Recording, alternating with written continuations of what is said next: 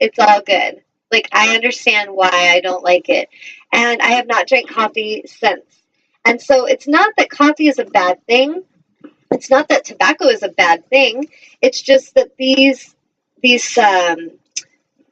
what's the word I'm looking for? These substances that we're putting into our body are not benefiting us.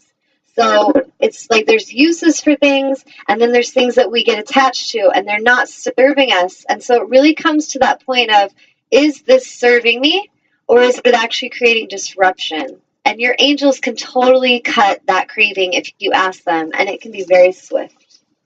It's a form of bondage, actually, a form of slavery. Yes, yes. Absolutely. And as we can clear that, we clear the fear, we clear the need to control, we clear so much of that fear energy out, we can really be liberated. And since I gave up coffee, it was a choice I had to make, and that's empowered, because you don't want someone just telling you can't have something.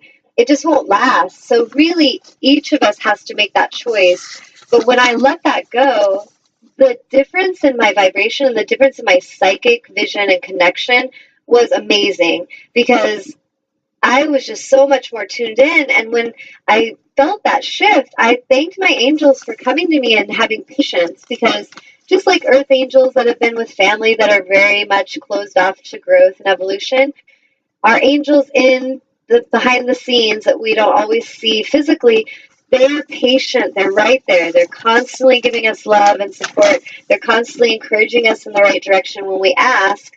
But it's when we ask. They're not coming and hounding us. And we need to make sure as earth angels, we're the same vibration. We are there when people need us, and we step back and let them find their path, because it's really a choice that each person has to make. But it will be for your benefit to listen, I assure you. You mentioned the amethyst. What about a white topaz, a clear white topaz crystal? Have you worked with that before? I wear it all the time. It's bigger than my thumb. I wear it because somebody told me, an astrologer, that because of my particular personality, I needed a huge diamond, and I couldn't afford a diamond. So the closest thing I could get to that was a white topaz. For protection and for comfort. Yeah. Well, again, I feel like, there is a frequency in a crystal, just like there's a frequency in you and me. And so different crystals carry a different frequency. A book that I would recommend anyone who's interested in crystal healing, it's called Book of Stones. I don't have it nearby to give you the name of the authors, but it's a big, like thick book. It's blue, and it's got crystals on the cover, and it's called The Book of Stones. It's a great book. It's got a crystal dealer, a male perspective, and then it has a crystal healer, female perspective, and they talk about the crystals together. And it's amazing how they really, their observations are very similar, but they each have their own way of speaking. One speaks in a more spiritual healer way, and the other speaks in a more kind of scientific way. And I feel like it's a beautiful book because it really brings the science and the spirituality into a wholeness, and helps us to really see that in a whole way. Oh, actually, my beloved just brought the book to me. He's such a good listener. So here is what it looks like. I don't know if I'm supposed to do product placement, but anyway, that's what it looks like. And it's an amazing book. And basically the crystals each have vibration and frequency. And so a crystal that I love, I've actually got it sitting next to me, this one. I don't know if you guys can see it very well. It's gorgeous in the light if you can see it. But it's just a clear, let's see if I hold it against something dark. It's a clear Danabrite crystal. And Danabrite's a really great crystal to work with for people that are just newly opening up to connect with spirit and to connect with angels. It's a very high vibrational crystal. And if you meditate with it on your third eye or your crown, you can hold it on your heart, wherever you want to put it. It's really about listening to your intuition. Your intuition will always guide you on where you need to place the stone, or if it's too much, to move it away. But yes, all these different crystals can be really helpful. So there is a frequency to them, and then there's intention. And so when you combine your intention and the frequency of a crystal helper, it's very powerful in creating an effect. So the reason I mention that is because sources told me that we aren't even meant to be in bondage to crystals. We need to be very mindful. I agree with that. Yes, we need to be very mindful that we don't feel attachment. Like, oh, I can't heal this person or myself because I forgot my crystal at home. You don't really need it in physical. You can use it in physical and it's beautiful, but you can call in a crystal essence in vibration. Just like as I tune in and heal someone remotely, I can call in a crystal essence vibrationally or an animal spirit vibrationally. So just keep that in mind. What was that? I said I've never done that. I've always just reached out, and I feel remotely too. And I like it better when I'm next to people because you can feel them better and you can feel the other things, and you can sometimes see them. As long as I'm babbling here, you have that book right in front of you. Who are the authors? Yeah, it is Robert Simmons and I think it's Naisha Asian. I'll like hold it up again. But it's Robert Simmons. Oh, and then the girl's name is Naisha, and her last name is Ahsian. And see how thick this thing is? You can tell it's been well read for me. Look at all those pages dog-eared and tagged. It gets a lot of use. But it's a really great book of crystals if you're interested in that. Mm-hmm. Well, I like what you said about the attachment to the crystals because I've met other people that deal with this sort of thing, and they have all kinds of jujobs they sell on their websites. But I think they're just kind of crutches when we need to really realize that all of this power comes, if you want to call it power, or this enlightenment comes from inside us in an intuitive way that some people don't understand. And I love what you said about when you think this is a fairy tale, because I sometimes explain to people, I said, look, I've seen this happen many, many times, and if you watch me work, you'd swear I've got oceanfront property in Phoenix that I'll sell you for a bargain, because it looks so silly, and it does. But the bottom line is it's worked, and it's worked so many times. So I'll have to look this up. Maybe I can get it from the library or something. I think I've seen this book. Yeah. Well, that's great awareness, Larry. Yes, I feel like the reference you made about bondage, it's to anything. And if we're attached to a person, we can have an addiction to a human. We could love someone and say we love them so much that we can't live or eat without them. And that's not love. If we need a crystal and we can't function without that crystal, that's not love. That's attachment and fear. And now you've attached it to a crystal that's just an innocent crystal. And, it would love to be assisting you, but we aren't meant to attach to these things in a negative, fearful way. And so really anything that we do, there can be beauty behind ritual. There can be beauty connected to these traditions. But when those traditions or those rituals start to enslave you and they take away your freedom to change and to evolve or try new things, that's where we need to be mindful. No matter what it is that we're attaching to, we need to be mindful of that and just have awareness that we are one with Source. There's nothing we need to do. We don't need, what's this, ayahuasca or, drugs. I'd hear people like, oh, I need that, or I really need this to connect. I'm like, no, I'm not going to judge you if you try drugs to connect. Many have, but almost every spiritual elder that I have listened to, when they get along in their journey, say that the one thing they regret was feeling the attachment to drugs in order to connect with Source, because it creates this dependency.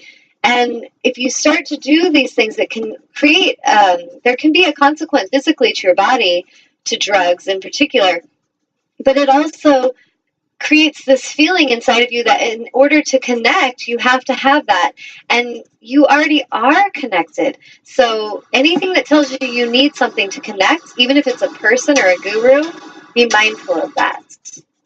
Yes, because what I think it's doing is it's incurring dependence on something that's not necessary. Because it's all right there for you to ask for, and ask for the help from the angels, and they answer. Yes, they do. And everything that you need always will come to you. So if you just stay open and let the universe know what you're ready for, it's on its way. There's no need to cling and attach to anything. Okay. So great chat, Larry. Okay. Well, I'll let you go. Okay. You have a blessed day. Thank you for calling. Too. Okay. So we're basically at the end of the show for today, and we'll get into this discussion even deeper again. Like, I'll bring up more ways to connect, but I feel for this week, your homework is to go out there and start connecting with nature, to connect with your breath and know that you're already one with Source, that you really don't have to do anything to be connected. You are. You just need to realize you are. You need to awaken and open the blinds and let the light in. It's been there the whole time. You just had the blinds shut. So open those blinds of your life, of your soul, and let the light back in and start feeling that connection. This week, I really encourage each of you to tune in to your authentic self, to really care about that, to care about what you love, to care about what brings you passion, what brings you fulfillment, what gives you a sense of purpose. And I encourage you to choose whatever steps this week that take you in that direction, choose those steps. Don't worry about the big picture 10 years from now. Just choose this choice right here now.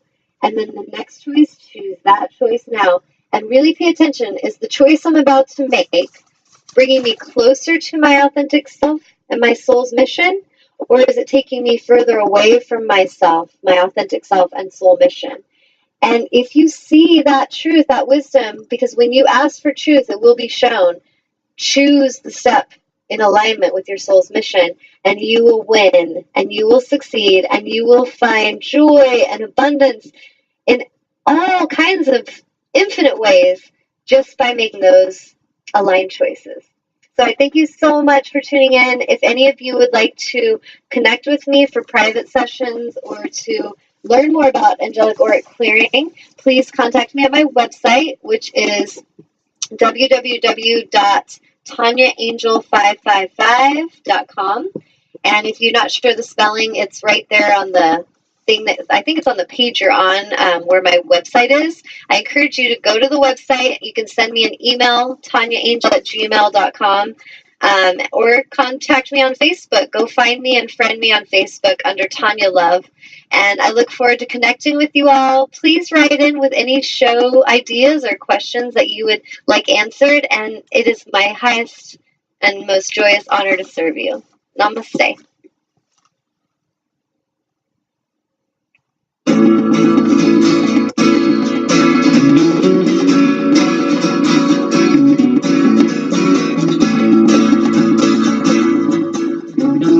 You are tuned to the Nissan Communications Network. Our weekly lineup of call-in programs includes Computers 2K Now with Amnon Nissan, Help In with Debbie Brooke, Breaking Free with Marilyn Shannon, Lessons of Vietnam with NCBVI members, The Tanya Love Show, Reawaken Your Brilliance with Julie Seibert. And if you tuned in too late, you can always watch each program in its entirety or download an MP3 audio file of it at www.nissancommunications.com. Sponsored by Atomus.com, makers of quality video recorders and converters for professionals. That VidBlasterGuy.com, CarolinaApparel.com, and DeltaForce.net.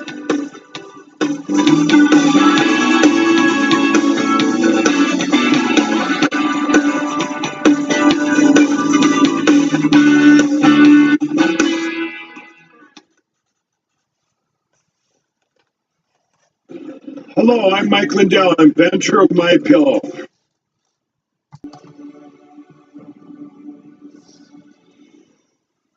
Good afternoon, everyone. I'm Tanya Love, and welcome to the Tanya Love Show. I'm so excited that you're joining us today and that you took time from your busy schedule, because I know many of you have things going on. So thank you so much for taking a little time to improve your own life and to come connect with us. This week, I'm feeling an intuition to just focus on the laws of attraction. And yesterday, I led a workshop on the laws of attraction, and we created vision boards, which was really fun. and I had a few students come out, and we just played and I think I still have glue under my fingernails today, but we had such a good time. And I was,